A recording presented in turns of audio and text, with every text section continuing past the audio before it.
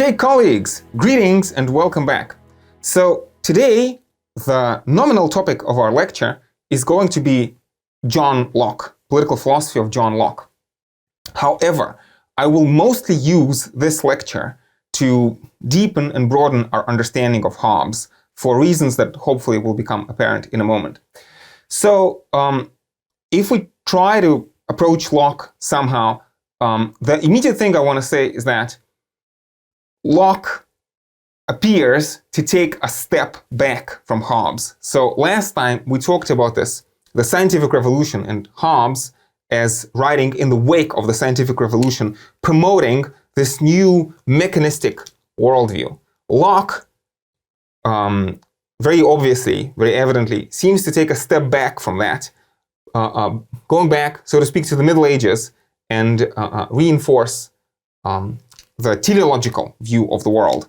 Again, Locke was influenced by a modern-day British Thomistic philosopher, Richard Hooker, and there's this Aristotelian element, or I should say Thomistic Aristotelian element. So this is ideas of Aristotle through the prism of Christian philosophy of Thomas Aquinas, right? Had direct influence on Locke, right? And the key concept that we will see in Locke is the notion of the law of nature, which is knowable, universal moral standard, which is knowable to all men by the light of their reason. Now, I have to give a disclaimer because mostly in this, the presentation in this lecture is going to be critical of Locke. And there are many reasons for that. I'm going to try to point out some problems and potential inconsistencies in Locke's philosophy, but also in the larger context of the Western political philosophical tradition, we will see later down the line that not all, but most philosophers, such as Jean-Jacques Rousseau, Georg Wilhelm Friedrich Hegel, John Stuart Mill, and Karl Marx, will write against important elements of Locke's philosophy. So we need to see the limitations of Locke, basically, because this will inform, again, the direction in which later philosophy is going to move. That is to say, away from Locke. And again, for our purposes, the most important notion in Locke, of which later philosophers are going to be critical, is this notion of the law of nature, and maybe more importantly, the idea of natural inalienable rights. Now, we have seen very clearly in Hobbes, right? Hobbes begins with these strictly mechanistic premises. There is no natural moral order in the universe for Hobbes. Hobbes says, whatsoever is the object of any man's appetite or desire, that is it which man calls good. And the object of his hate and aversion is what man calls evil. But nothing in and of itself is good or evil. Again, Hobbes attempts to start from these non-moral, amoral premises and derive moral and political philosophy. Locke begins with these quasi-Aristotelian assumptions that there is an order of value in nature. There's natural justice, if you want. And immediately, what this means is that for Hobbes, again, this right of nature is not really a right. It is a right to all things. Everybody has a right to everything, which is the same thing as saying that nobody has a right to nothing, right? For Hobbes, very importantly, rights come before duties. And because rights come before duties, rights are not really enforceable, right? So Locke, and so, you could argue, I think quite convincingly, that Hobbes just uses the phrase right of nature. But in fact, Hobbes does not believe in natural rights at all. He just uses the phrase rhetorically. Whereas for Locke, natural rights are really rights. And in order for them to be real, functioning, effective rights, it means that we need to have duties. And in fact, as we will see in a moment, this is, again, a crucial difference between Hobbes and Locke. For Hobbes, rights come before duties. Rights come before duties. Whereas for Locke, not so. In order for rights to be real and effective, duties have to come before rights. So if we talk in more detail about Locke's moral and political project, we can see, again, this huge contrast between Hobbes and Locke. Hobbes begins with the chaotic universe, chaos of matter in motion. Maybe there's a God for Hobbes, but God is incomprehensible. God, by and large, does no real work in Hobbes' philosophy. For Locke, it is very different.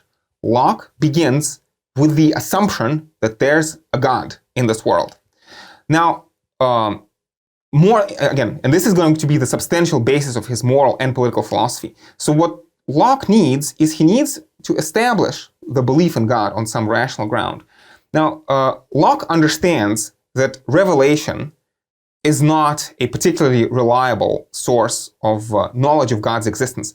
Again, we had an occasion to mention this in the past. There are different religions. Different religions have different revelations. They interpret revelations in various competing ways. So revelation on its own, kind of prophetic revelation, cannot really effectively ground politics, as a matter of fact. If you want, the 30 Years' War shows the real political inadequacy of this kind of grounding. So what Locke is going to do, again, Locke is an empiricist philosopher, like Hobbes, but again, with a much more Aristotelian element. So Locke uses the favorite empirical argument for the existence of God, and this is going to be the design argument. We have met this argument already, the design argument, the argument from intelligent design. This world appears far too orderly to be a result of random chaos. Again, you will remember, this is not a bulletproof argument. Many philosophers in this course will disagree, but Locke takes this argument for granted.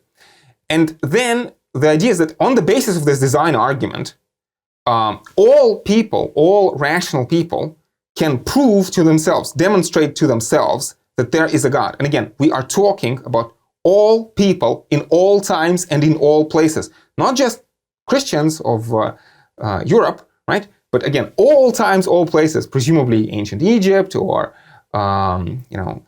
Indians of the Native American Indians or the Chinese, right?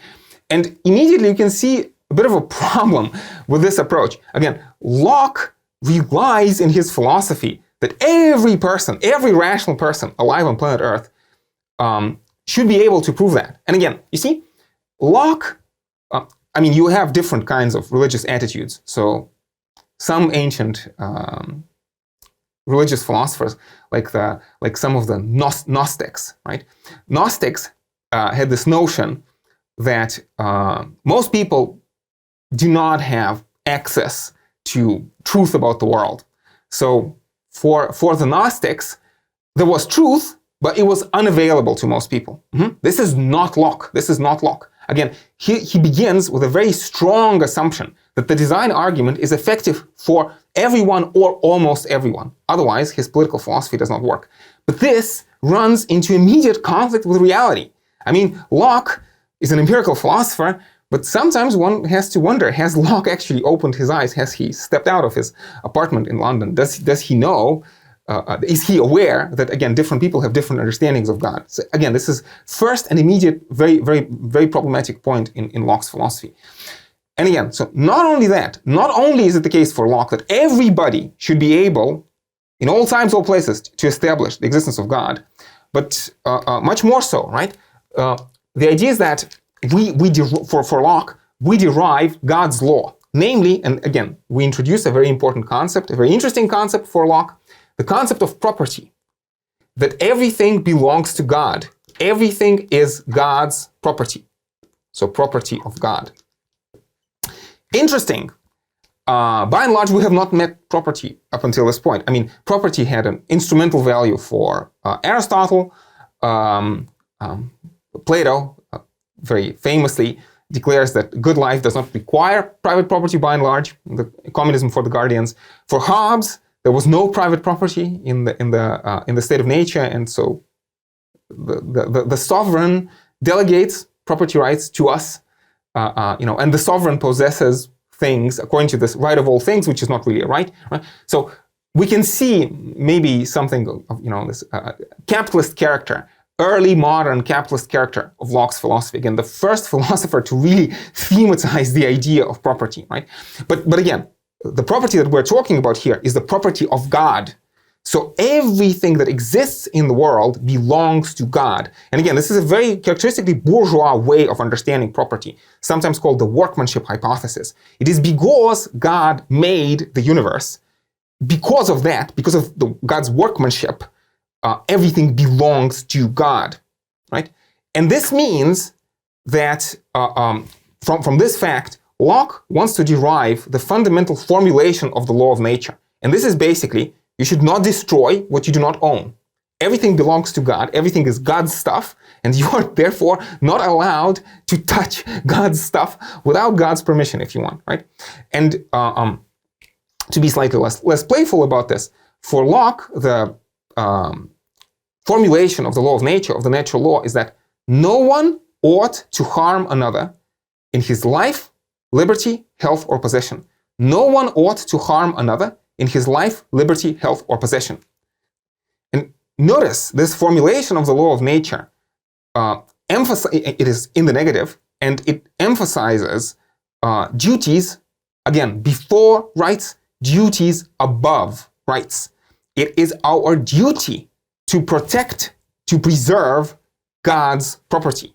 And we are God's property. So it means that I do not have the right to kill you or to injure you, but I also do not have the right to kill or to injure myself. In an important sense, I do not belong to myself.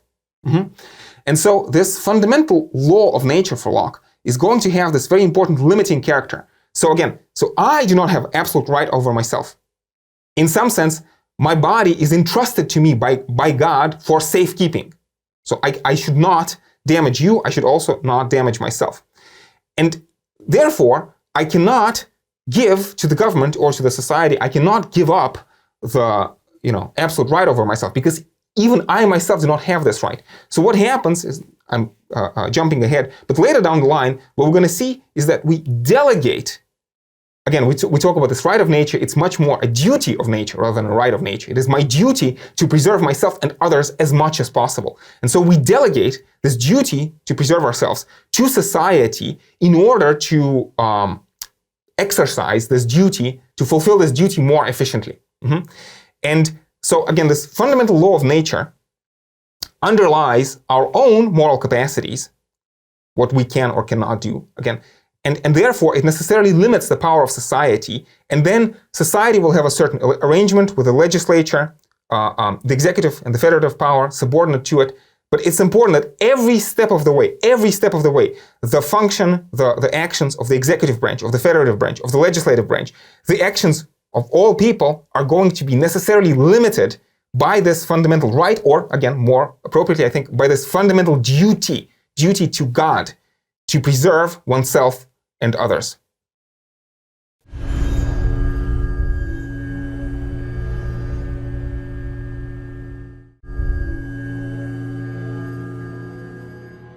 Now, immediately, I think we need to pause and examine Locke's arguments in a more critical fashion.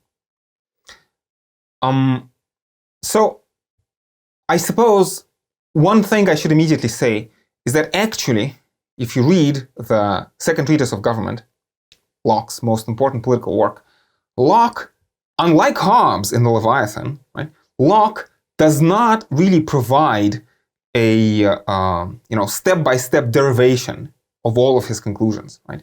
So when Locke talks about the existence of God in the Second Treatise, he just appears to presume that everybody already agrees that there's a God. And likewise, when he proceeds to derive the law of nature from the existence of God, he also immediately assumes that everybody, every rational human being already agrees that no one ought to harm another in their life, health, liberty, or possessions. And so I have to, it's an unfortunate fact that, again, compared to the Leviathan, again, the Second Treatise is much more of a political pamphlet. It's a very superficial work. And, maybe, and this is the question that, of course, the students need to ask, maybe it is possible to make Locke's arguments more rigorous. But Locke himself does not fill in the blanks, does not provide the rigorous derivations, step-by-step derivations. But nevertheless, let us talk about some issues. So the first notion is that we begin with this design argument for the existence of a single omnipotent God. Again, Locke must be aware that there are philosophers, ancient philosophers like Epicureans, or Thomas Hobbes, for example, people who have radically different conceptions of divinity, who don't believe in God at all, or who have different notions of God, as opposed to this benevolent designer that Locke portrays. Again, I sometimes have to remind my students, Buddhism is a world religion, and the standard interpretation of Buddhism is as of an atheistic religion. And precisely one of the key reasons why Buddhism is, in an important sense, atheistic is because of their rejection of the design argument, and the flip side of the design argument, the problem of evil. The world is far too chaotic. There's far too much frivolous, unnecessary evil in this world to justify the existence of a good, providential God. So this is an immediate problem. And again, you see, theologians will debate this until the end of the world. But for Locke, politically speaking, this should not be a matter of having a PhD in theology. Again, he relies on the fact that this design argument should be self-evident to all or almost all people on planet Earth throughout the ages. So that's an issue. Another issue is maybe immediately, right? So we say everything is God's property, but presumably plants and trees and animals and maybe rocks also are God's property. So when we say no one ought to harm another, how do you know that it's okay to, let's say, destroy a rock to build a house? How do you know that it's okay to chop down a tree to make a table? How do you know that it's okay to eat an apple to sustain your body, or to kill a cow or a chicken, right, and eat it, right? So is there some reason to say that human beings are morally higher than animals? And again, in the second treatise, Locke does not discuss this, but in his other philosophical writings, he seems to imply that, again, human beings, because human beings have reason, because human beings know that there's a God, and because human beings know that there's God's law, which is this duty to preserve, humans, therefore, have a unique moral relationship to God. So uniquely, among all the creatures of the world, all the things in the world, humans uniquely know that there's a God, know that there's God's law, and can potentially fulfill God's law. So therefore, Locke is going to say, it is okay to kill a cow to save a human being, but it is not okay to kill a human being to save a cow. Something like that. So this argument establishes a natural hierarchy in the cosmos, which should remind us of Aristotle.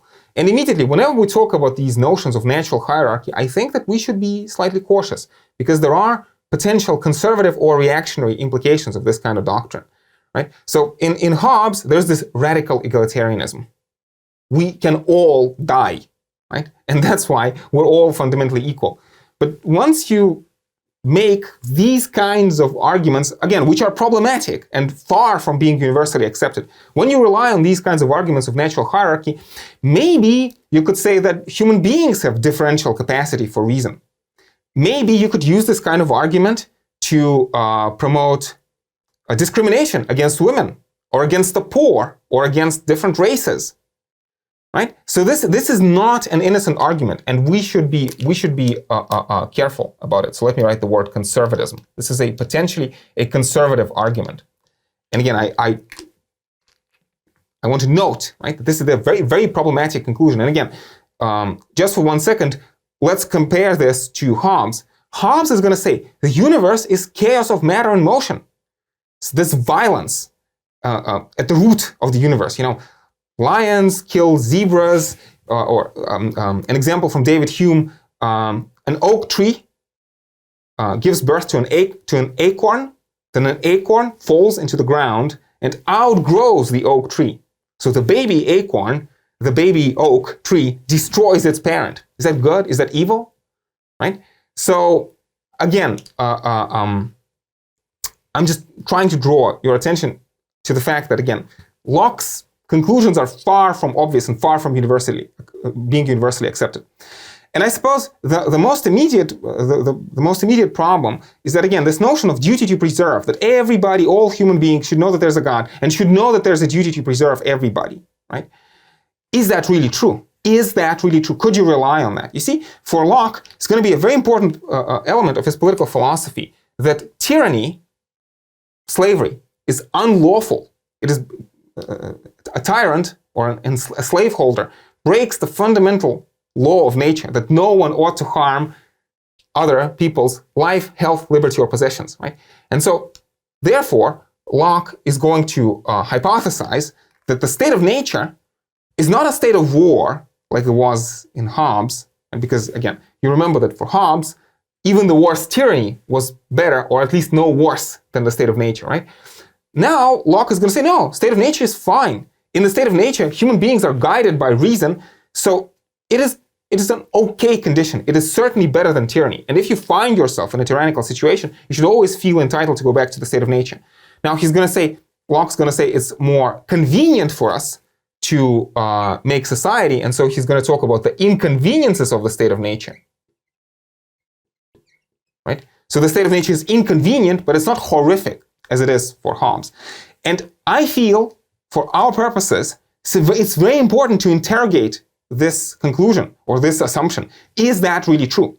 For all people, in all times, in all places, you go into the woods somewhere, or you find yourself in the middle of a jungle, and you see a stranger you've never seen before. Can you really rely on them, knowing that there's a single God and that they have a duty to preserve you? Can you count on that? Is that good political advice? Or Hobbes would say, maybe you should be cautious. Maybe you should first ask questions later, right? And you see, I feel there's a deep idealism and an unrealistic element in Locke's philosophy. Is it the case that horrible things happen in society? Is it the case that we have genocide, slavery, feudalism, feudal exploitation, or witch hunts, right? So history of the world is full of violence. And what Hobbes is going to say is that it's unfortunate, but in an important sense, it is inevitable. This is the way the world is. The world is chaos of matter and motion, and we do the best we can to survive. And so let's say the slaves of ancient Rome or of ancient Egypt just had to obey because they were afraid to die. It's an unpalatable picture, but it's a hard truth, Hobbes would say. Yes, the only title, let's say, for the Romans to rule over their slaves is might makes right. So, obey or die.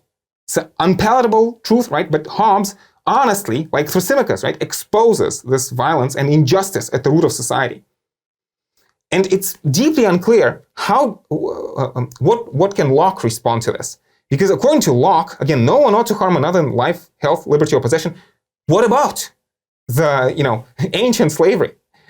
Did people just lose their reason? Did they just forget that there's a God and they have a duty to preserve? Did, let's say, the Romans or Athenians just collectively lose their mind or something?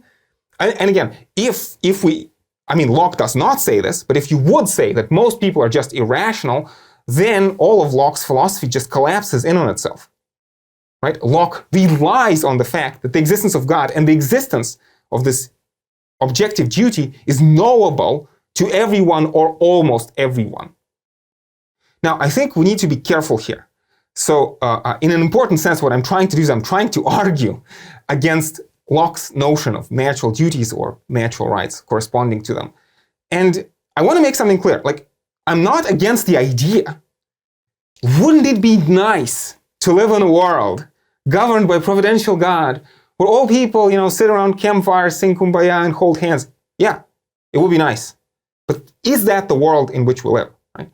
So, I don't think that Hobbes is evil by painting, the state of nature is a state of war, right? Hobbes just tries to offer the best reconstruction of things that he sees around him. He knows that human beings are capable of doing horrible things to each other. Not just some rare few individuals who lose their reason, but systematically these kinds of things are possible. Again, think of genocides, think of slavery, right?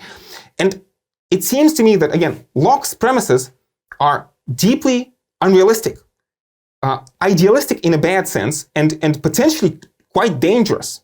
These rose-colored glasses. What kind of advice is he offering to people? And there's also an additional unpalatable fact, which this is a very problematic issue, but I have to talk about to some extent, right? So Locke himself, personally, was implicated in slavery in at least two ways. First of all, Locke owned shares in the British, English Royal African Company, which basically engaged and profited from slave trade. And secondly, Locke played some role in drafting the Constitution of Carolina, and which also enshrined the notion of slavery, right? And again, not just slavery, let's say, for criminals, right? So people who have committed some horrible crime, and as punishment for that, they can be enslaved. No, we're not talking about this. We're talking about normal hereditary slavery, right? So you have parents who are slaves and their children are slaves and they can be bought and sold. Now, again, I feel that we have to be, this is basically an ad hominem argument, right? I'm arguing not against Locke's philosophy, but against his personality. And this is a very dangerous thing to do. So what I'm doing right now is very dangerous and has to be done very carefully. Now, I don't think that this should be taken as an argument against the philosopher. Maybe Plato owned slaves, maybe Aristotle owned slaves, maybe even Thomas Hobbes owned slaves. Who cares, right? The problem, sorry, I don't want to say who cares, right? But it's one thing for Plato, Aristotle, or Hobbes to own slaves. I think it's very different for Locke to own slaves. Because, again, Hobbes never says that all people should be free and equal and everybody has a duty to preserve themselves. Hobbes basically says it's a dangerous, violent world and people do whatever they can to survive, and very often, in order for you to live, you have to kill and eat others. It's a very unpalatable, hard truth, but this is the essence of Hobbes's philosophy. Locke is not entitled to say this. If Locke, on the one hand, in his published writings, talks about his duty to preserve, but on the other hand, he profits from the Royal African Company and, enshrines slavery in the Constitution of Carolina, what does this say about his political philosophy? Isn't this a deep inconsistency? Isn't this a deep problem? And again, you see, I think it would be nice, maybe, if we could live in a world like this, but Locke is not living in a world like this.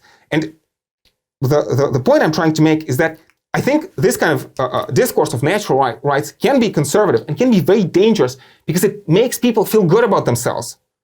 It makes somebody like Locke, in a deeply ideological, misleading fashion, right, feel good about themselves. I'm a good person. I fulfill God's law.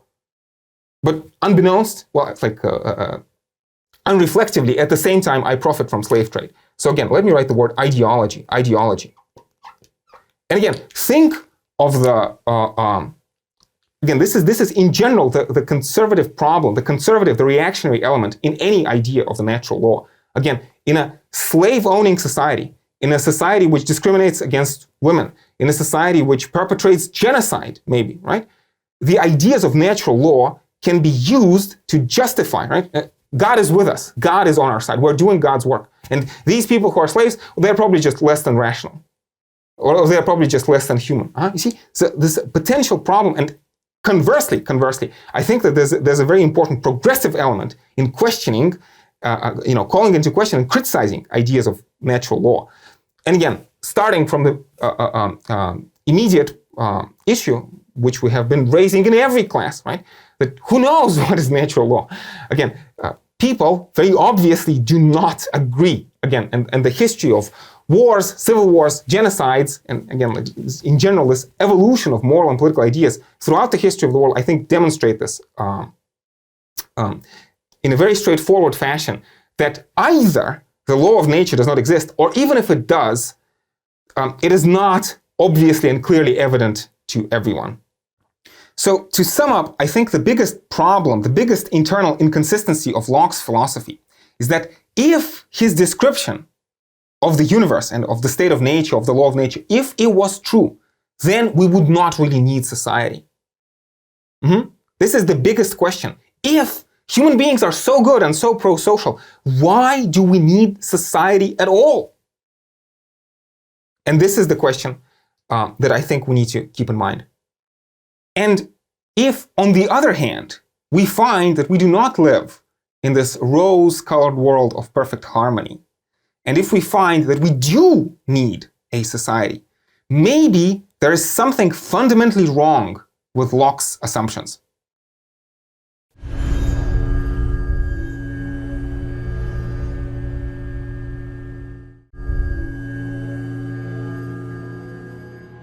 So before we talk about Locke's idea of the social contract, we need to discuss the notion of property. And again, importantly, for Locke, property exists already in the state of nature before societies are established. In Hobbes, he's going to radically disagree. In the state of nature, everything belongs to everyone, which means that nothing belongs particularly to nobody. Everybody has a right to everything. Not so for Locke. There's legitimate property, legitimate contracts, legitimate order and relative harmony already in the state of nature, right? And we need to explain how exactly this works. So when we talk about property, again, we already mentioned that first of all, everything belongs to God. Everything really, at the end of the day, is God's property. So our rights of property are always secondary with respect to God's rights. So we do not have absolute rights of private property. Let's put it that way. And what God does, according to Locke, is he gives earth to all men in common. Locke has some biblical evidence to support his position, but in general, again, this is in line with this rational theology. That again, by the light of our reason, we know that God gives earth to all men in common. And I think this is a very important point that we need to understand. Very often, Locke is portrayed as somehow the prophet of capitalism. And I want to say, in an important sense, it's not true or not exactly true. Or put it differently, there's a very important element of the sort of moral, if you want, Christian communism in Locke, right? For Locke, the earth, by God's decree, belongs to all men in common, equally, including, presumably, the unborn generations, right? And so if you want to take something into your own private possession, you can only do this with a universal tacit consent of all other people. So our private property rights are going to be secondary and limited towards this, universal religious communist assumption. We'll have an occasion to talk about this later down the line. This is actually not Marx. Marx, I think, broadly speaking, agrees with Hobbes, meaning that nothing belongs to anybody by nature. Marx also seems to start with these mechanistic assumptions. So it's a kind of you could say that certain elements anticipating socialism in Locke, but anticipating Christian religious socialism, going to be different from Marx's atheistic materialistic socialism, which we'll get to in a later class. So I want us to be aware of the distinction. So anyway, so you can take something into your possession only with a consent of all human beings, including the unborn ones. Now, obviously, it is impossible for you to ask everybody's permission, especially the unborn children. How can you ask their permission? So what you need to do is you need to have an argument that would demonstrate that you can presume universal tacit consent, that nobody could reasonably object. Nobody could reasonably object to you holding property. And so basically, Locke wants to say, look, first of all, you are taking things for God's purposes. Again, the fundamental law of nature is our duty to God to preserve ourselves and others. So when I take something from the common stock, let's say when I take an apple, which belongs to nobody, I am taking it for God's purpose of preserving my body. So I can assume that nobody would object. But obviously, if I'm taking an apple, I should only take as many apples as I need. So this is the spoilage constraint, spoilage limitation. I am not allowed to take more than I can reasonably use. So if I take apples and they rot, I am a sinner against God, and I should not do that. right? And in addition to this, Locke says that I should be leaving enough and as good for others. So I can take things from the common stock as long as enough and as good is left for others. And this is how I can presume this universal tacit consent, right? And it's a problematic issue about enough and as good. It's like, well, I mean, Locke has these assumptions. He's living in a slightly different demographic situation. He says there's so many natural resources freely available. He says the Earth has enough resources even if we double the population, right? Locke is writing in the 17th century. Since then, the population has grown much more. But again, it's an important assumption, right? And the flip side of this assumption is that there's a duty of charity. Locke says very explicitly that each man has a title to so much out of another's plenty as will keep him from extreme want where he has no means to subsist otherwise. So if I am starving and I have no means of feeding myself, then I am entitled to just come and take your surplus, your luxury. So if you have more than you need to survive, and I am starving and I have no other means of feeding myself, I am entitled to take your surplus, and you are not allowed to resist me. It's a very radical doctrine. Again, when people talk about, Locke as a prophet of capitalism, there's some tension between capitalism, especially as we understand it today, and what Locke is saying here, right? And again, notice Locke has these very strong assumptions. Today, at the moment when this course is being recorded, there are people starving in the world through no fault of their own, and really with no means to subsist otherwise. And according to Locke, if you believe this picture, it is our unconditional duty to wake up in the morning and the first thing we do is, like, if we have spare time or some luxuries that we don't need, our duty is to basically, find a way to redistribute these luxuries in order to save, let's say, children who are starving in less fortunate places of the world. Now, many things can be said about this. I think the most immediate thing is that do people actually live like that? Is that a realistic assumption? Again, Locke relies on the fact, he assumes that we all know that there's a God, and we all know that there's a duty, and we're all trying to do this. But are we? Is this the world in which we're living? Again, I want to say that quite obviously, very evidently, this is not the motivation of huge proportion of human population, maybe the majority, or at least a significant part, right? And the mere fact that people do not live their lives in accordance with this story should lead us to question Locke's assumption. Again, the fact that people freely accumulate luxury with no intention of ever giving it away to charity, and just want to live a life of luxury, and it's fine. Okay, some people are starving elsewhere; it's their problem, right? It should draw our attention again to deep unrealism behind Locke's assumptions. But that's what he says. But let us continue this line of argument, and let's talk not just about property, but also about commerce, contracts, exchange, money. Very important Canadian scholar, C.B. Macpherson, actually talks about Locke as one of the prophets of early modern capitalist Europe, right? Again, trying to provide this moral justification of capitalism. So, and it is indeed a very important point, which again, I think is very often lost in contemporary debates around capitalism. So when we look at John Locke and Adam Smith, both of them, John Locke and Adam Smith, have this very strong assumption, very strong direction, justification for capitalism. Capitalism exists for a moral reason, and it's justified morally. And this makeshift graph will illustrate what we're talking about. So, again, imagine we're all living in the state of nature, right? And we're all like hunter-gathering savages, as Adam Smith would call them, we're all just, feeding off the land.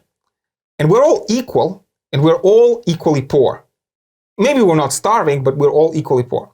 So what happens for Locke and Adam Smith is that when people begin to exchange, when people begin to work for one another, again, Locke very importantly says, God is a maker, God is a creator, and we should imitate God. Locke says, God gives earth to the industrious and the rational. Again, you can hear a certain echo of Max Weber's Protestant Ethic and the Spirit of Capitalism. And Weber very legitimately could point to Locke as an example of this. Again, Christian Protestant understanding of work as duty to God, a duty to be industrious and rational. So through industry, through commerce, people begin to exchange. And very importantly, each singular instance of exchange is done by consent. Remember, we talk about this assumption or presumption of universal tacit consent. Everything, we have this duty not to harm each other. So all exchange has to be consensual exchange, right? And so, but what happens throughout this exchange is that people become unequal. Some people in Locke's day are born lords with huge mansions, and some people are day laborers. Is this just? Is this good? Well, Locke and Adam Smith has the following justification. They're going to say, yes, compared to the illustrious prince, a day laborer or a peasant is poor. But this is the core assumption, core conclusion, core point of reasoning. Both Locke and Adam Smith are going to say that if you compare the life, again, and Locke uses this example, a day laborer in England. So a day laborer presumably is a person who wakes up in the morning, they do not have enough food for today, and they go somewhere and labor for a day in order to earn enough money to feed themselves today, right? So this is the kind of people we're talking about, right? And the idea is that this person, says Locke, has better food, better clothing, and a better house, better accommodation. He says, feeds, lodges, and is clad better than Locke talks about the kings in the Americas. So king of Native American Indians. Or Adam Smith talks about, he says how a European peasant is much wealthier, much better off than an African king, the master of 10,000 naked savages, right? So there is this important, again, contrast that, yes, there is inequality. Capitalism produces inequality. But this inequality is only justified if it increases the well-being of the least advantaged member of society. It's a very interesting, very important line of argument. In the 20th century was revived by John Rawls in his famous Maximin principle. This moral justification of capitalism. But let us also think about the converse. Is this actually true? Is this real truth, accurate description of affairs? Or is this just an ideological lie and a misrepresentation? When Engels is going to talk about the life of working people in Manchester, where children die of brittle bone disease because they don't get enough sunlight because of smog and overpopulation, right? Is it true that, Manchester children live better in the 19th century, live better than, savages of the American, Native American Indians, right? So the flip side of this moral justification of capitalism is that it seems that if it's not the case, if you do a research, if you do a sociological analysis, and you find out that actually it's not true, and maybe this is the correct description, then presumably Locke and Adam Smith should roll out a red flag and begin to sing the Marseillaise. Or maybe the Communist International, right? Again, so Locke and Adam Smith are often seen as progenitors of liberalism and capitalism, but there's a very important Christian socialist, religion socialist element in both of them. Again, it's going to be different to Marx, because Marx, as we'll see, does not rely on moral assumptions to justify communism. But again, there's a certain, how should I put this, common element in certain proto-social elements in what Locke's saying, Adam Smith is saying, and what Karl Marx is going to talk about later down the line.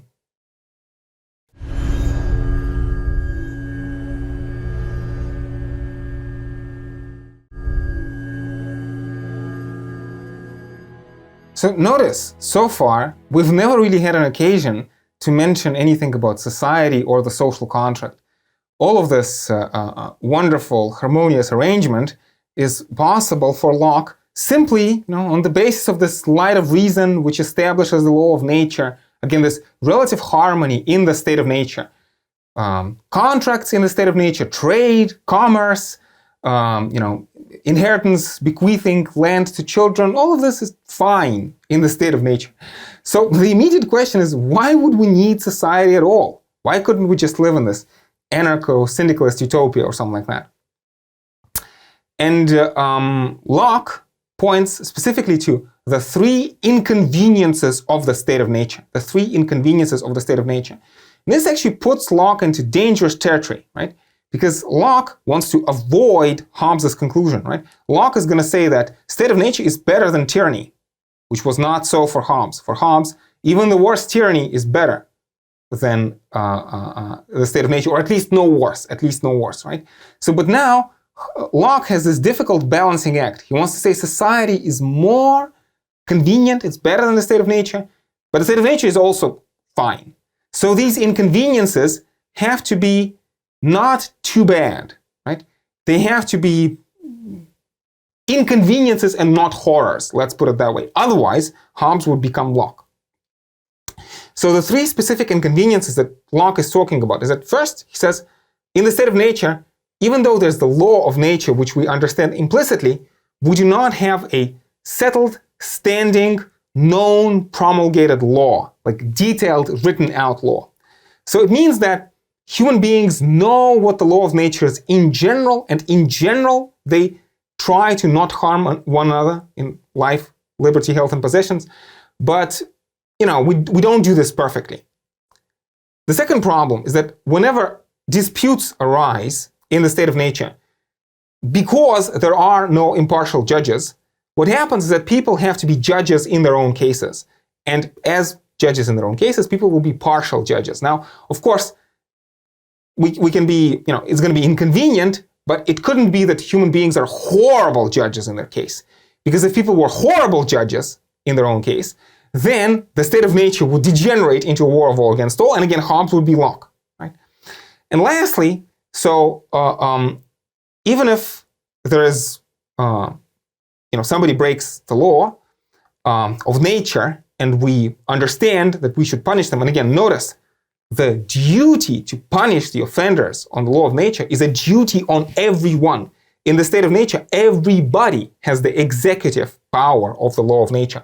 No one ought to harm another, and everybody should try to preserve everybody else as much as possible. But the problem is that in the state of nature, there may be not enough power to enforce the verdict. So the criminal may be too strong, or something like that. And again, Locke has to assume that these disputes will not happen very often. And again, he talks about outlaws, and he calls them, again, his own phrase, he calls them degenerate and noxious creatures apart from the common rule of reason. Now, it's not exactly clear if God is good and providential. Why do these people appear at all, right? But Locke understands that they exist. And basically, whenever he talks about this, again, power to enforce, power to punish, right? So when we talk about punishment, maybe just to flesh this out a bit more, we're talking about punishment for the sake of, like, not revenge, not vengeance, but punishment for restitution, compensation basically, and deterrence, to make it an restraint, to make it an ill bargain to the offender, restraint. So let's say if I break something that belongs to you, you are entitled to compensation. But also, over and above the compensation, maybe I should also be fined, additionally, to make it an ill bargain, right? To deter people from committing similar crimes. Or let's say, again, if there's a raging maniac assaulting me with an axe, maybe I can even kill them in self-defense if there's no other way. Not for restitution, but for restraint. Or you could say if somebody commits some horrible crime, for this, and this is the only legitimate case of slavery for Locke, you could say that for this horrible crime, the person has lost the right to life. Sort of as deterrence to others, to make it an example to others, we're going to execute this criminal. But, we charitably substitute the execution for, let's say, life in slavery. Again, a somewhat dangerous doctrine, right? I sometimes remind students that, if you think of the tyrannical and abusive regimes throughout the world, if you're clever enough, if you work hard enough, you can use any political philosophy to justify these kinds of abuses.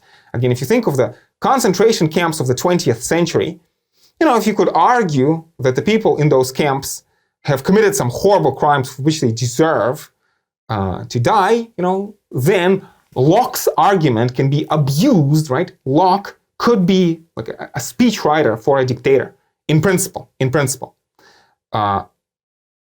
So what I'm trying to say is that we have to be careful with Locke's argument. Now, of course, Locke himself is going to say that we are all rational, and we know naturally right from wrong. So these abuses will not actually happen, but they do happen.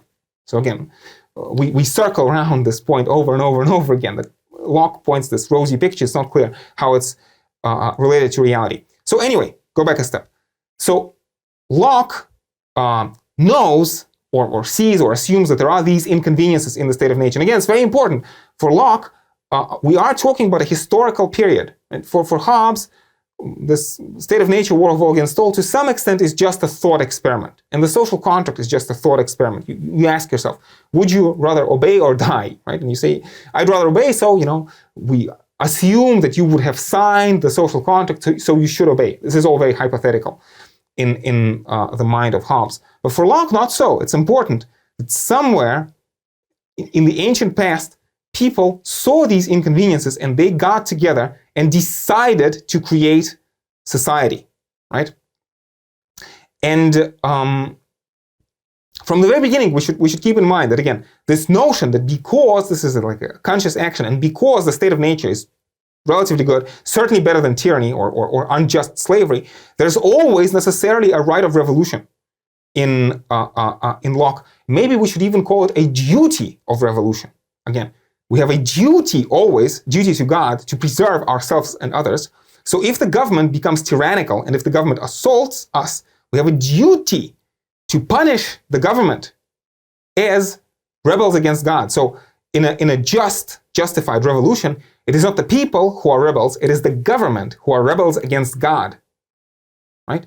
So an important point of Locke's philosophy to be kept in mind. So again, because there are inconveniences in the state of nature, basically it is inconvenient, it is hard for us to fulfill our duty to God. Therefore, if you want, it is also our duty to God, to the extent that we can, to get together and find a more efficient way of fulfilling laws of nature, of protecting, right, God's property, protecting our lives, liberty, health, and possessions. So the way this is done is that, remember, earth belongs to all men in common. Earth belongs to all men in common. So in order to create societies, and again, Locke is thinking in modern terms, so land and territory is very important for him. People need to have a legitimate title to the land. Remember about all this talk about presuming universal tacit consent. There should be enough free land or enough, let's say, opportunities to earn your living. Remember this, least advantaged member of society. There should be enough opportunities, and there's good opportunities left for others. So if I have a justified possession in land, then we can get together and we can unite our lands into a territory. Now, Locke insists that once we have done this, we cannot really sell our lands to foreign countries. Why exactly? I think it's less clear, but that's the beginning of Locke's thought. And this is incidentally why the social contract for Hobbes is just a thought experiment. The social contract for Locke needs to be a real, legitimate historical event, because the borders of the countries are only legitimate to the extent that really in the ancient past, people have pulled together land which was legitimately acquired. Now, as an asterisk, I don't want to spend too much time on this, but those of you who are going to go deeper into Locke, you will find that Locke has this convoluted argument. He talks about how, let's say in the state of nature, I need large territory to sustain my body. So this is what I need.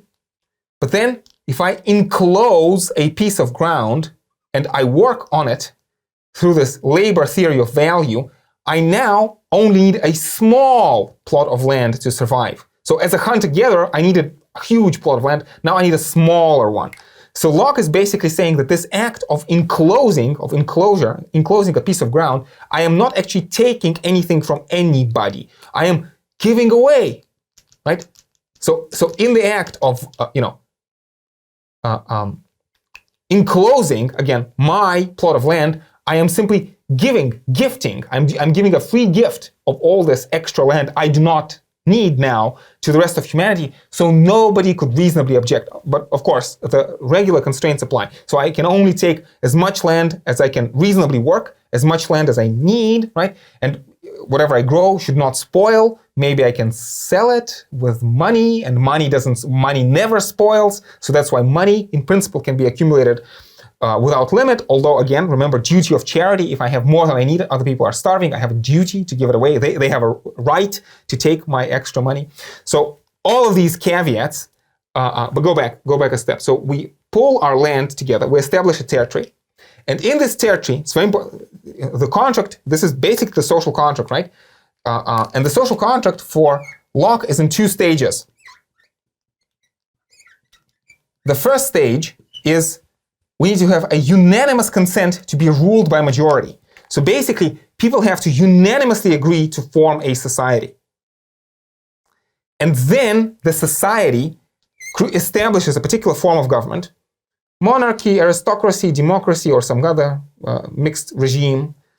And then the supreme power in any given territory belongs to all people. It's vested in the majority, and the majority then appoints or creates the legislature, creates the laws, and the laws appoint the executive and the federative branch. So sometimes people talk about separation of powers in Locke. It's not really separation, it's more like subordination of powers. So executive branch is execution of laws within the territory. Federative branch is international relations. And basically, Locke is saying that usually, for the sake of convenience, these two will be united in the single body. So the government, which is going to have both the executive and the federative function. So if you want, think about it this way. There's the army, and the army preserves the peace at home and also protects us from abroad. But there's one army, so it's united in one person. Could be united in one person.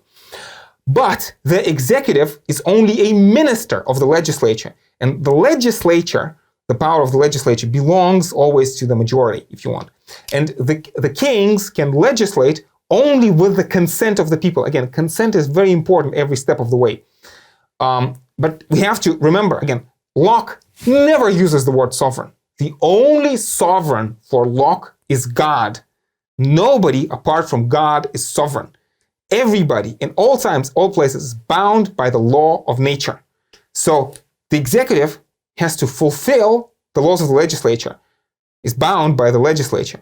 But the legislature makes laws legitimately only in accordance with the law of nature. So yes, the majority has the plenitude of power within a given territory, but if the minority, or even if a single individual is being abused by the majority, then they, in principle, have a right of revolution.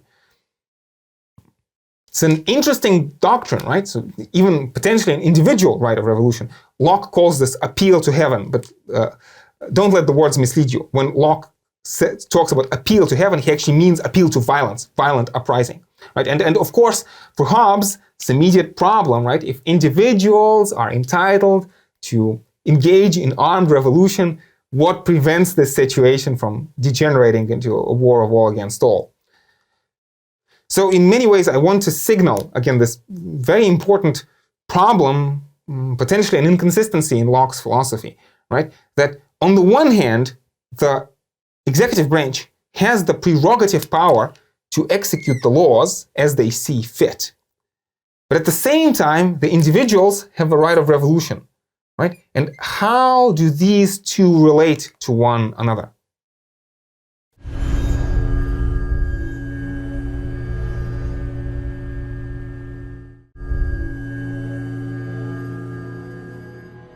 So let us discuss in detail this potential tension at the heart of Locke's political philosophy between the power of the government, and the right of revolution.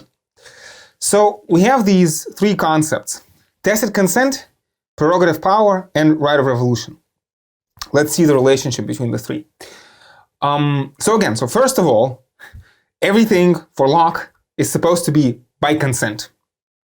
No one ought to harm another in his life, liberty, health, or possession. So we can only be deprived of our liberty with our consent. Not really deprived, but we can limit our liberty for the purpose of better fulfilling the law of nature with our consent.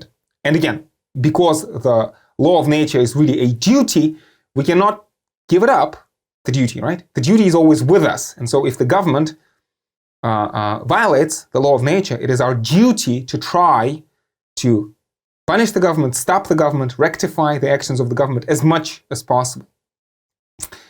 Right? So let's start with the notion of consent. So this is a problem, again, immediately problematic issue for Locke, because people usually don't give consent. Again, this is big difference between Locke and Hobbes. Most countries, I don't want to say most, but many countries trace their origin to an act of conquest. And for Hobbes, there's no problem in that, right? It's an unfortunate fact of political reality. Order is based on violence. But for Locke, this is an issue, right? Because if the government is based on, let's say, an act of violent conquest somewhere in the past, it means that, strictly speaking, the government is unlawful. Maybe the borders, the territorial borders are unlawful. In fact, all children are born free for Locke, and they can only truly become citizens with their consent when they reach the age of maturity. For Hobbes, children also are born free, but basically as soon as children are born, they have to obey their parents because, again, mutual relation between protection and obedience for Hobbes, right? They're forced to obey their parents. And this is the source of legitimacy. For Locke, not so. Parents have custody over children. They have a duty to protect their children and duty to bring them up properly, right? But not really rights to order them around. And when children reach the age of maturity, strictly speaking, only then do they become citizens, right? Properly speaking. Ideally, people should actually explicitly sign the social contract for Locke. Most people don't. And it's impractical for various reasons. And I mean, even if you sign the social contract, how do you establish that the social contract is still being fulfilled? All sorts of issues. So Locke opts out for this idea of tacit consent, which seems to be on the surface a contradiction in terms, right? Consent is supposed to be something I do explicitly. I agree. Right? It's a public, explicit action. What does it mean to consent tacitly? Right? How do we know that there is actually consent if it's silent? Right? And Locke talks about how, well, maybe if children decide not to move out of the country once they have reached the age of maturity, maybe this can be taken as a sign of tacit consent. More importantly, they inherit the property of their parents. And the property is under the protection of the government. So inheriting the property rights, then you become a citizen. And ideally, presumably, if you want to give up your citizenship, you can sell all your possessions or give them up, and then you should be free to leave. But Locke actually says that at the end of the day, a person who even lodges for one night or simply uses the highway, enjoys the protection of a particular government, is therefore expressing their tacit consent. So all of this should strike us as somewhat problematic. So Locke, which is it? Is it consent, or is it just me, finding myself in a territory, therefore I'm being protected, therefore I must consent? Problematic issues. Now, of course, Locke, in order to be consistent, will have to say that the notion of consent bottoms out in the right to withdraw your consent. If somebody is violating your rights, and be it the government, or if somebody is violating your rights and the government will not step in to protect you, then you are entitled to take the matters into your own hands by the right of nature, if you want.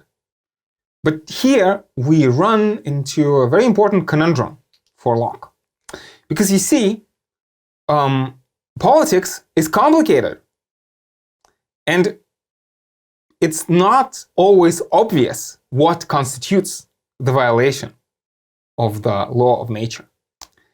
And much more importantly, you see, a magistrate, a minister, or a prince may need to do something which has not been foreseen by the laws. So we have this very important term in Locke, prerogative power. Prerogative power of the executive branch or of the federative branch. So let's imagine something drastic happens. Maybe there's an invasion or a fire, right? Quoting Cicero, Locke says, "Salus populi suprema lex." The health of the people is the highest law.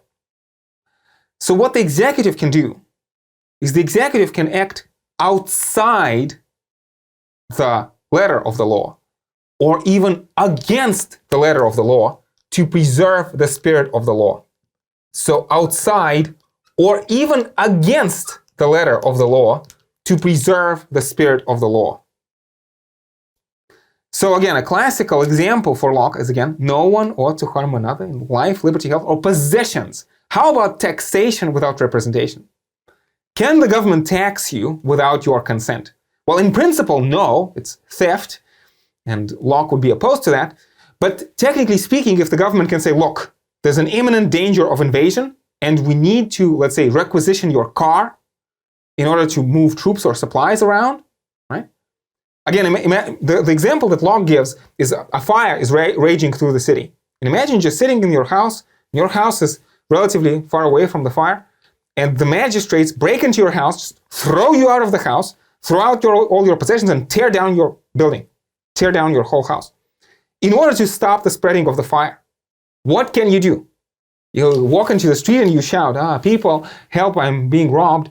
See, but the executives, the magistrates, or let's say the minister or whatever, the prime minister says, look, yes, we're acting outside the law or maybe even against the law, but we are doing this for the public good. For the public good. And therefore, we're entitled to do this. And we run into this fundamental problem with which Hobbes wrestled as well. Who will be the judge? Who will be the judge between the king and the parliament? Who will be the judge between the majority and the minority? Who will be the judge between the people if they cannot just sit down and talk it out?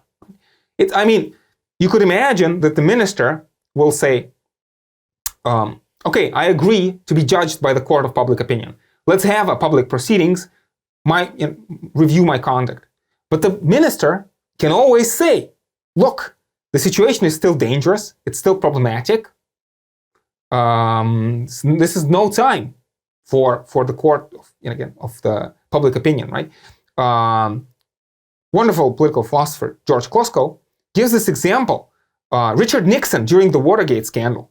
Imagine if Richard Nixon, instead of submitting to negative proceedings against him, imagine that he would have declared state of emergency and called in the troops to Washington and said, all this Watergate scandal, it's a communist plot, and people have been bribed, and the investigators have been bribed, and the future of our country is at stake, and I declare martial law. Who will be the judge? Who? And you see, Hobbes has a very simple answer. He says, look, it's either the sovereign will be the judge, or we go back to war of all against all, or we run the risk of going back to the state of nature. Now, of course, in Hobbes, even though there's technically no right of revolution, if the sovereign fails to protect you, if the sovereign really threatens your life, again, life is not to be wary of it, remember in Hobbes, there is this de facto right of revolution in Hobbes. So of course, if the sovereign is trying to kill you, then you're entitled to self-defense. But for Locke, not so. Again, life, liberty, health, or possession, even this taxation without representation, this could be a cause for a violent uprising, right? And again, this is the key issue. Who will be the judge? And Locke says, Lord God will be the judge. But God doesn't come from heaven. God doesn't judge us. So what Locke means is, again, appeal to heaven. For Locke means appeal to violence, appeal to violent uprising. And the question is, isn't this going to lead to chaos? Isn't this going to lead to chaos? And Locke's answer is complicated and problematic because Locke says, well, look, people are long-suffering. People will not be rash.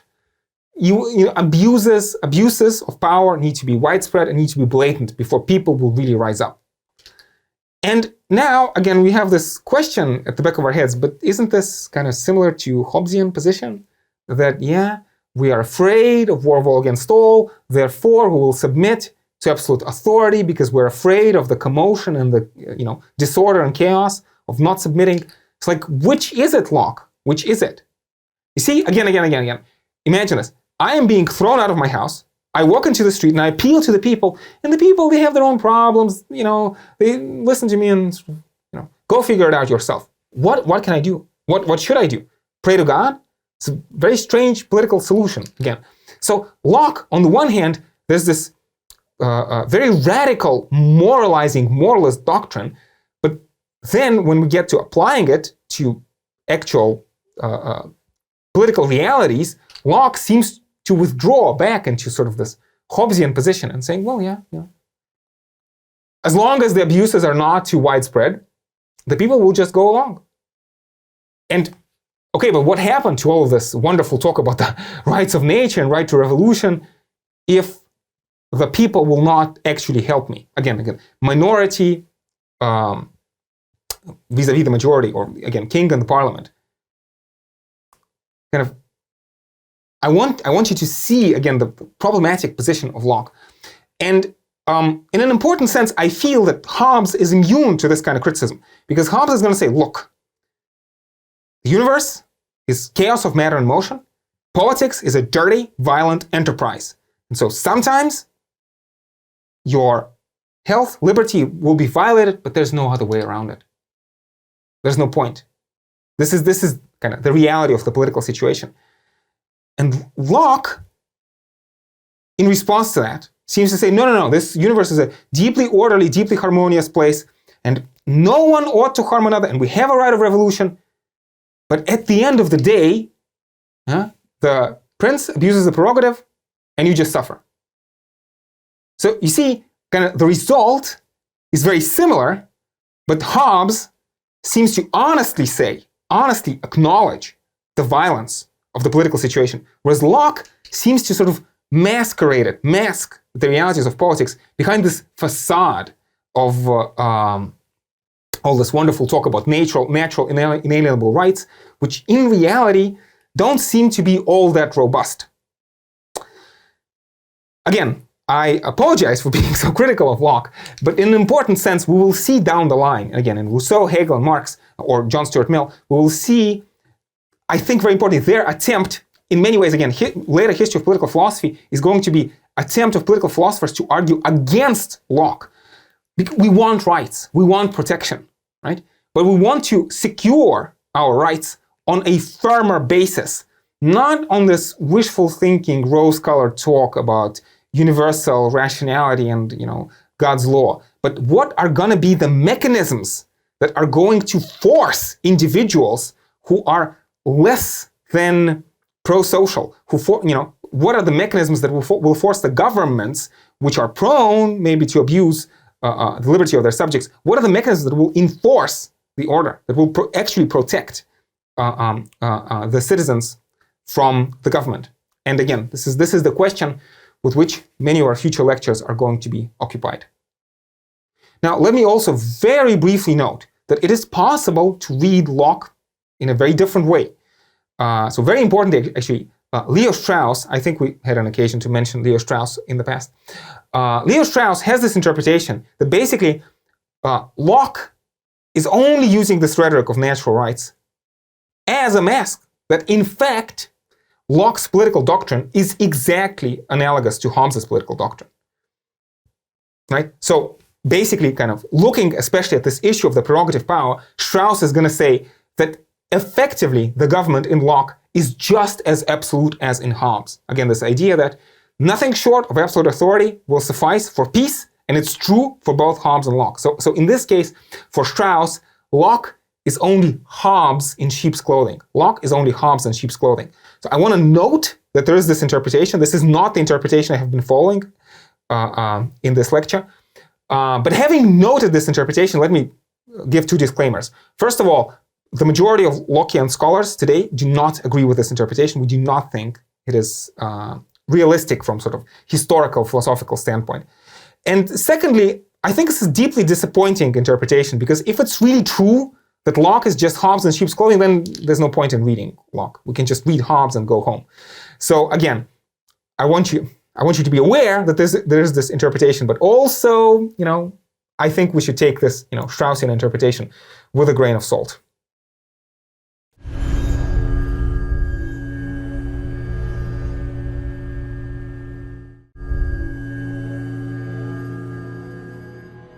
Okay, so to sum up our discussion, let us briefly compare the main positions of Hobbes and Locke. So, as you will remember from last time, Hobbes, his main conclusion is that tyranny can be as bad as anarchy, but tyranny can never be worse than anarchy. That the social order is deeply artificial, that by nature, human beings are in a state of war, that in absence of mechanisms that will force people to behave in pro-social ways, in the absence of those mechanisms, like randomly somewhere in the middle of the jungle, you cannot automatically trust other people. Locke's conclusion is very different, right? So Locke has this very complicated and, as I mentioned, problematic balancing act, that he's trying to say that by nature human beings are good, and therefore, we're always entitled to go back to the state of nature. The state of nature is better than tyranny, but at the same time, he also wants to say that, we should make societies, we should delegate our power to society. So the state of nature is better than tyranny, but not as good as the social contract. So when we talk about the state of nature in general, for Hobbes, we're talking about unimaginable horrors, the worst horrors, right? Whereas for Locke, we're only talking about inconveniences. And again, the big problem with Locke's account is, how do we account for all the history of violence and genocide and exploitation and of slavery and of witch hunts? If Locke's assumptions are correct, right? And if people are really so good, why do all these horrible things happen? And if people are really so good, why do we need society at all? Right? This is a problematic issue in Locke. Some of my students have asked me this question, if Locke is right, why do genocides happen? Also, when we talk about the state of nature, for Hobbes, this is mostly a hypothetical condition. This is mostly a thought experiment. Yeah, sometimes, during the breakdown of civil authority in times of civil war crisis, during the 30 Years' War in the no man's land, you can see something approximating the state of nature, but it's mostly a hypothetical condition for Hobbes. And definitely, Hobbes does not say that sometime in the ancient past, all the world was in the state of nature. Hobbes does not say that. For Locke, it's important that the state of nature is very real, and indeed, in the history of the world, in order for his social contract to work and to be legitimate, the whole world needs to have been in this fairly harmonious state of nature. And to flesh this out some more, right? So human beings, by nature, again, talking about the state of nature, in a certain sense, is a way of talking about human nature. Humans, by nature, are asocial. I don't want to say that human beings are bad for Hobbes. Human beings are not bad. The world is bad. And we do whatever we can to survive. But it means that there's no natural cooperation for Hobbes, right? So human beings are asocial. And we act pro-socially only if there are mechanisms, right? And the reason, our rationality that is guiding us, is an amoral calculator. Whatever is the object of any man's appetite or desire is that which he calls good. And in some sense, because reason will not tell us what is right and what is wrong, it is only the passions that tell us what is right and what is wrong, and passions are different and pull in different directions. That is why humans are asocial for Hobbes. For Locke, not so. For Locke, not so. Reason tells us that there's a God. Reason tells us that there's God's law. And therefore, there's objective morality, basically protecting God's property. We ought to protect ourselves and protect others as much as we can. And therefore, human beings by nature are deeply pro-social for Locke. Continuing on from the assumptions about human nature and the state of nature, right? The basis of morality and of politics for Hobbes is that, again, by nature, nothing is right or wrong. This is the strength of Hobbes's view. Again, this mechanistic after the scientific revolution, in the wake of the scientific revolution, nothing by nature is good or bad. Let's try to derive morality from these amoral assumptions. There are rights. Everybody, every living thing does whatever it can to survive. And there's no difference between men, women, between blacks, whites, between different animals or animals and people. There's no difference. Fundamentally, the right of every living thing is to do whatever it can to preserve itself. And rights, in this sense, for Hobbes, are more important than duties. If you want, proto-Nietzschean element in Hobbes. And again, this fundamental right is the right to all things. For Locke, not so. In an important sense, duties are before rights. We have unconditional duties to God. We are owned by God. We are God's property. And so we must preserve ourselves and preserve others as much as possible. Again, a problematic theological assumption. Again, Hobbes assumes nothing.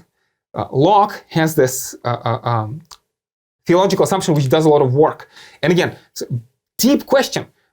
So much of contemporary liberal theory relies on the notion of natural rights and relies directly or indirectly on Locke's philosophy. Can Locke work without God? Far fewer people believe in God today. Again, like the Charter of United Nations is not based on universal consensus on theological matters. So, like, contemporary societies in the 21st century are not based on wide agreement on religious dogma or on some kind of theological premises. So basically, the way that Locke relied on the existence of God, we cannot, even if we ourselves believe in God, we cannot rely politically on the belief in God. So the question is, can Locke work without God? Can the idea of natural rights work without God? It's a big question. The answer is not clear.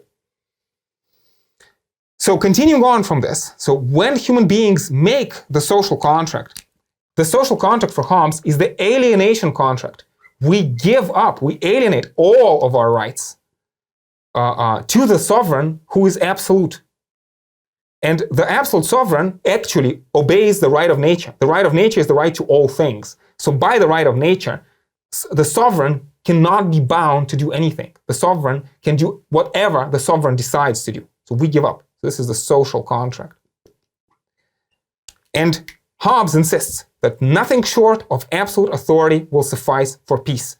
Nothing short of absolute authority will suffice for peace. Now, the king or the government or the sovereign, the democratic sovereign, for example, does not need to be tyrannical for Hobbes. Does not need to be tyrannical. The sovereign can provide rights to the individuals. But it's important that at the end of the day, there is a mechanism of resolution of any dispute. The final authority in any dispute is the sovereign. And again, nothing short of absolute authority will suffice for peace, for Hobbes. For Locke, not so, not so. I do not own myself. Therefore, I cannot give up absolute rights over myself to anybody because I do not have absolute rights over myself. So therefore, I can only delegate. Again, what do I delegate? I delegate the executive power of the law of nature, which is not really a right, but more of a duty to preserve myself and others. And therefore, my actions are limited by the law of nature. And the actions of my government are limited by the law of nature, always necessarily limited by the law of nature. If disputes arise, it's not clear how they're going to be resolved. They're going to be resolved through violence? Is this not going to lead to war of all against all? It's not clear. Again, you see, Locke cannot just say that disputes will never arise, because they do arise, So this is, again, a point of Locke's philosophy, but a problematic point. The government is limited, technically speaking. Theoretically, the government is limited by the law of nature, but practically, if the government wants to call on the notion of the prerogative power, even though the actions of the government are theoretically limited, in practice, by by appealing to the prerogative power, in practice, the government might act in an absolute fashion, in an absolutist fashion, claiming, again, to act outside the letter of the law or even against the spirit of the letter of the law, outside or against the letter of the law to preserve the spirit of the law, claiming. Problematic issue. So continuing on from this, if we talk about consent, again, is Hobbes really a contract thinker? Well, yes and no, maybe not exactly. Hobbes says, if you are being protected, you must obey. The point of the Leviathan is that there's a mutual relation between protection and obedience. If you are protected, you must obey, because this is in your interest. Not because you have a duty to God or something like that, but because, again, it's in your interest, otherwise you die. Why did slaves in Egypt or in Rome obey? Because they were afraid to die. Locke insists that all legitimate government has to be based on consent. But this consent is very obviously not explicit, so it must be tacit consent. What is tacit consent? Inheriting property, staying in the land. David Hume later will criticize this notion of tacit consent in Locke. Hume is going to say, imagine you're a poor person. You're born in a country with no knowledge of a foreign language, with no means to buy yourself a ticket. Can you really move out of the country? Can you really afford to move out? David Hume says, imagine you have been secretly stolen away on a ship and you find yourselves in the middle of the ocean. Do you consent to be ruled by the captain of the ship? What's your alternative? Jump overboard? Again, this issue, like theoretically, everything in Locke is by consent, and theoretically consent can be withdrawn, but in reality, many people cannot afford to withdraw their consent. So again, is this true basis of a government by consent, or is this just ideology that masks oppression in Locke? There is also oppression in Hobbes, right? But Hobbes does not mask oppression. He says, all government is based on force. Might makes right. It's unpalatable, but it's the truth, right? But Locke wants to provide this consensual basis, but is it really there? And is it effective? So at the end of the day, again, because nobody can be the judge between you and the sovereign, for Hobbes, we have to consent to absolute authority, so there is and can be no right of revolution. Individuals absolutely give up their right to judge the sovereign. However, it's a very important liberal and democratic element in Hobbes. Of course, if the government is trying to kill you, if the sovereign is trying to kill you, or if again, this phrase in Hobbes, life so as not to be wary of it. So if your life becomes unpalatable, then the contract is broken. The contract becomes void. And even though there's theoretically no right of revolution, effectively, in reality, there very much is a right of revolution. Not to mention, again, when we talk about mechanisms, even though people have no right to revolt, they will revolt for Hobbes. And the sovereign is afraid of other sovereigns, and the sovereign is afraid of revolutions, and this will make sure that the sovereign behaves. Now, this is not 100% guarantee, but Hobbes says this is the best that the universe offers us.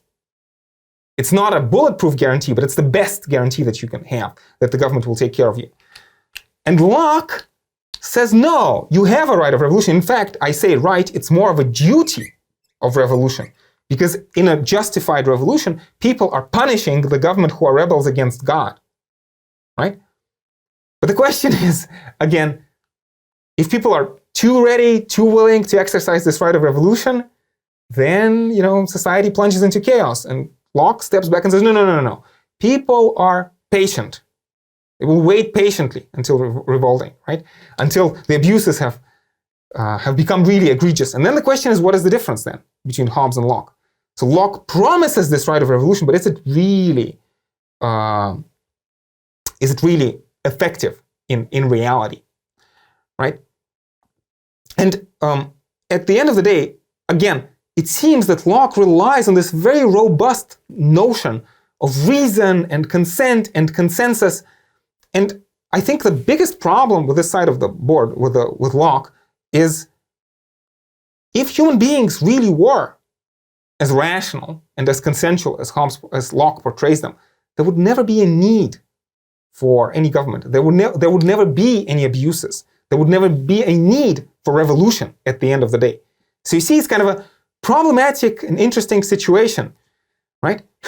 Hobbes would say that right of revolution necessarily leads to war against all and chaos. And if Locke says, no, human beings are rational and they will exercise the right of revolution in a cautious manner, then maybe you don't need the right of revolution. Because if people were rational, a need for revolution would never arise. You see? It's kind of this catch-22, right? Either genocides don't happen, or Locke is wrong. See, or the third option is maybe Locke is Hobbes, right? And this is the option that I mentioned Leo Strauss opts for. So in conclusion, let me restate. I feel I'm not trying to be unfair to Locke, but I think it's important for us to point out the issues and the problematic nature of Locke's philosophy. And I want to say that the vast majority of political philosophers that we're going to talk about later down the line in this course, I think are going to disagree with Locke and are going to be in basic agreement with Hobbes's assumptions. And Hobbes does seem to provide a certain kind of basis for, human history in general, explaining at the same time why slaves obeyed an ancient world and also the potential for progress, right? But philosophers down the line are going to try to establish rights, protection, protection of citizen protection against the government, right? But put it on a firmer foundations. Do not start with these wishful thinking assumptions about, morality and reason, right? But start from Hobbesian, unpalatable, mechanistic assumptions and try, within the broadly speaking Hobbesian framework, try to find a way, a mechanism, maybe a historical mechanism that will enable societies to progress in the space of human history. And again, this is another interesting point, right? How Locke, again, with his universalist notions of reason, is actually very blind to the ideas of history and of potentially of historical progress.